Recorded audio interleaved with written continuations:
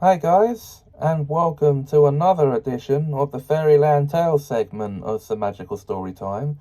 We're now on the seventh one of these I wrote, and this will be the story of Chronica. The early years. The story of Chronica begins in Fairyland in the year 488 of the Council era, when two young fairies who had already been qualified fairies for over a century, Solaris and his wife Luna, had just welcomed their newborn twinklet into the world. They had a newborn daughter who they temporarily named Astra, as they didn't know what her magical ability was going to be yet. Solaris used his magic to raise the sun in the morning and set it at night. Luna used her magic to raise the moon at night and lower it at daybreak. As Astra had only just come out of her star pod, she was too young yet for her magic to show itself.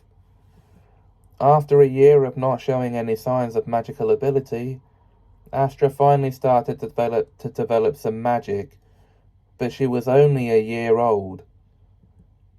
It was unclear which one of her powers would latch on to her. She was displaying three at once, including levitation and time manipulation, as she stopped the kitchen clock of their house. By the time she was 3, the time manipulation ability had chosen her as its holder, as she briefly disappeared into a portal before reappearing and landing on her feet.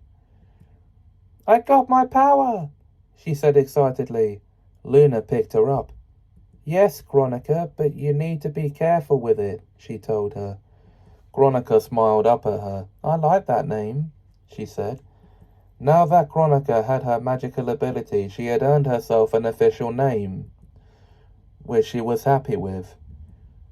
Solaris and Luna took her to see the council, who were surprised to learn that their little twinklet had been chosen by the time magic and tested her on the strength of her magic. "Now, Chronica, you must swear never to mess with time in any way," they warned her. "I swear, Mr. Council Leader, sir," replied Chronica.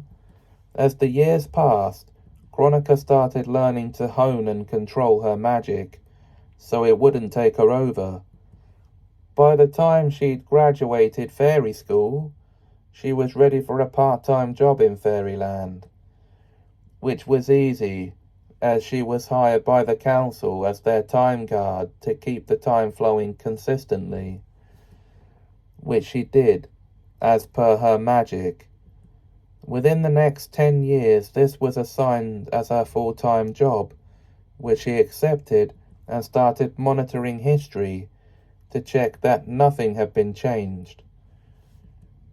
On her 490th birthday, she got her wand and her wings. As she was the time fairy, her wand had a clock head that measured the time in decades, centuries, and millennia. She was also now studying towards her twinkling in 22 years' time.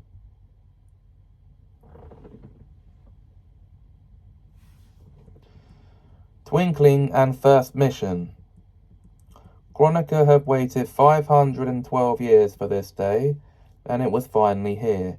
Solaris and Luna were there to proudly watch their daughter twinkle and become a fully fledged fairy.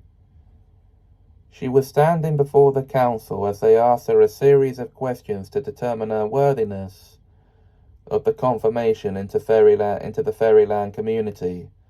As she answered the last question, confirming her loyalty to all fairies, they performed the ceremony, and she was finally of age in the fairy world.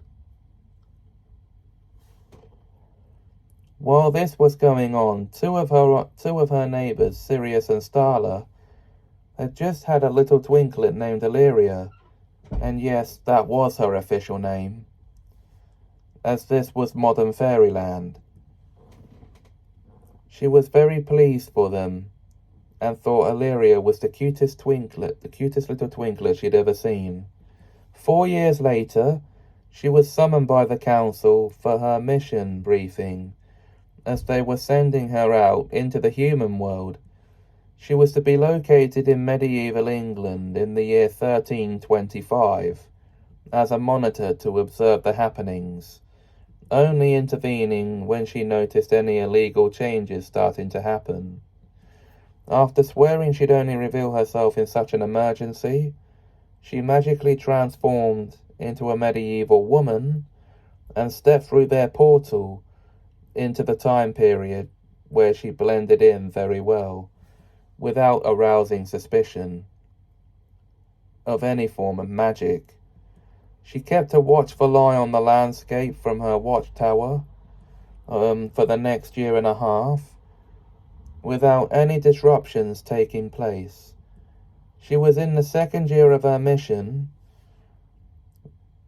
It was in the second year of her mission that she witnessed something that started to alter the period.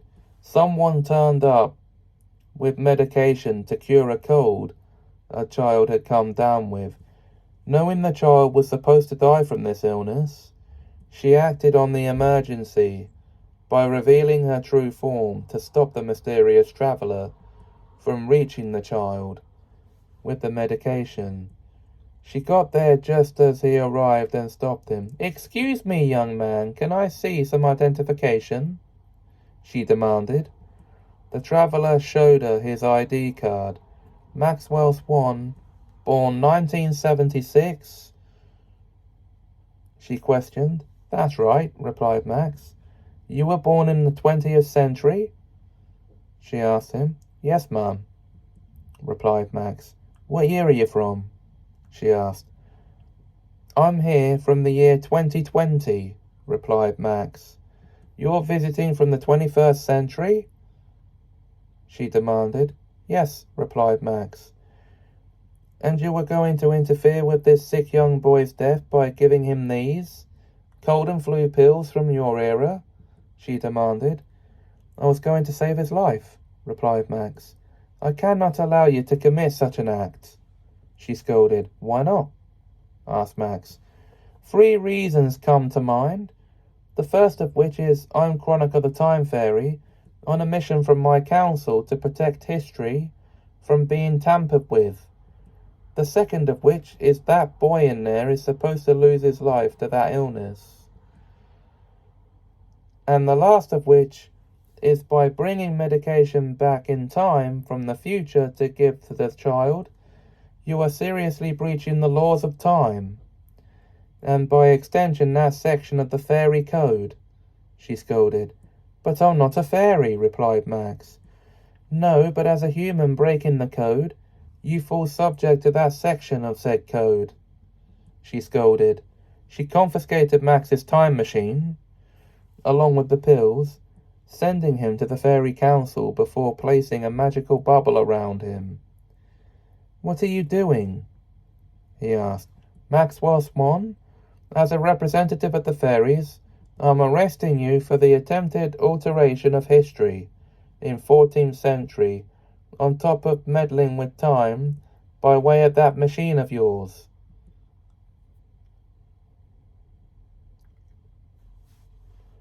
She scolded before resuming her disguised form and escorting her detainee through the portal back to Fairyland and handing him over to the FCTF for his crimes against time and the fairy code.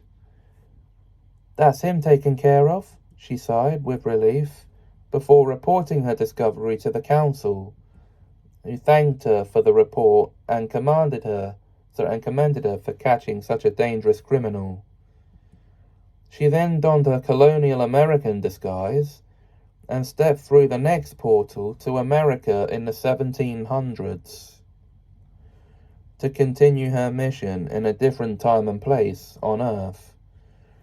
The next decade went by, and she stopped dozens more alterations to history from being made before her mission ended.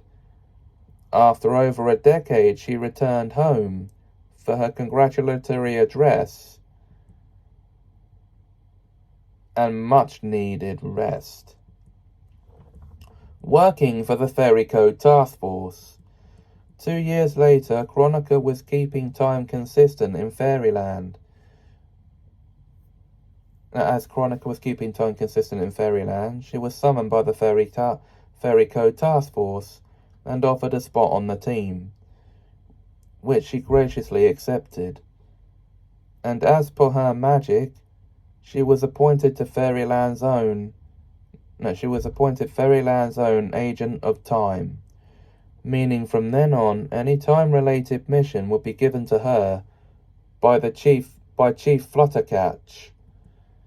And as such, she was immediately sent on a mission for the Force to Victorian London to track down and capture some rebellious fairies who hijacked time travel magic before she was appointed.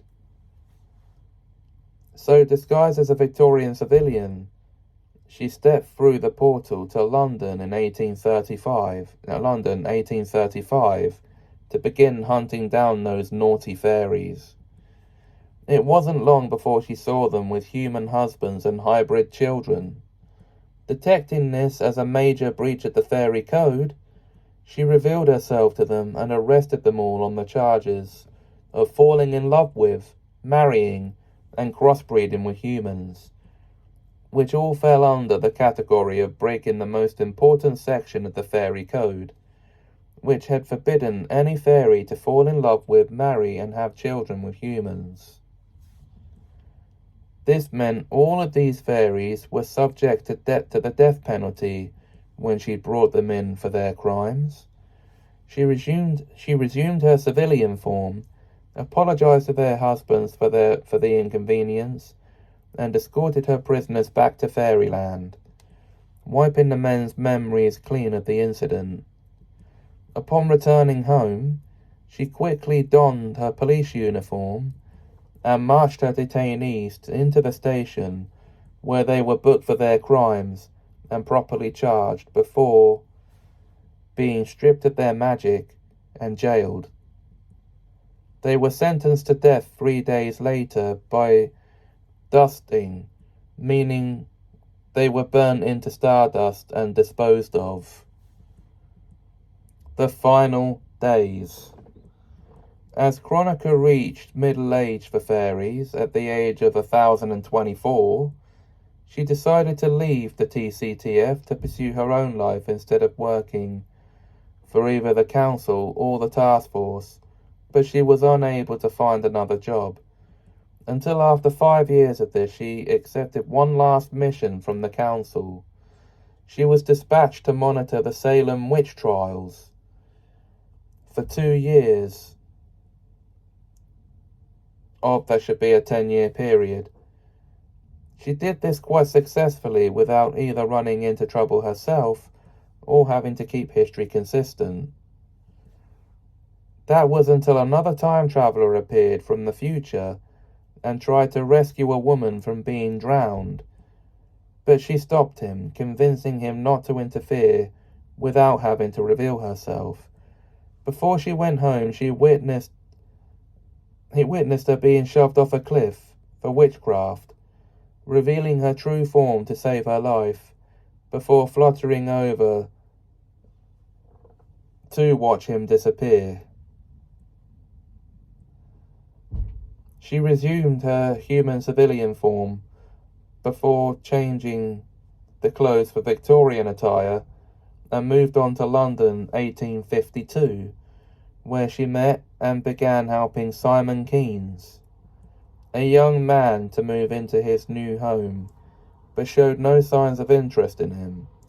That was until a few days later, when she forgot her mission briefing and rebelled against the fairy code by falling in love with Simon and moved in with him.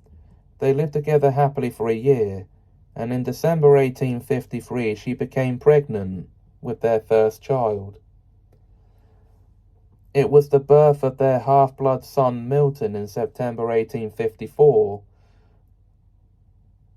that this caught the attention of the FCTF, as they came flying into the Keynes household and arrested her for breaching the section of the fairy code forbidding fairies to fall in love with, marry, and crossbreed with humans. She managed to seal her love inside her son and got Simon to promise not to tell him of his half-blood heritage until he turned 18. She was then escorted back to Fairyland and was put through the booking process.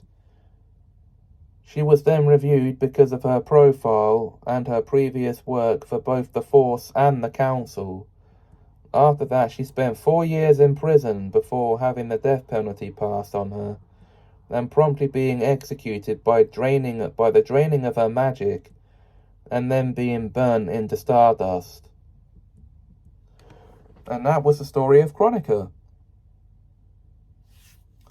Her entire life.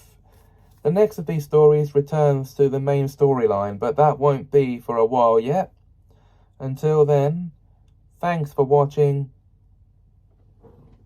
and have us a magical time. And if you like, please like, comment, share, and subscribe.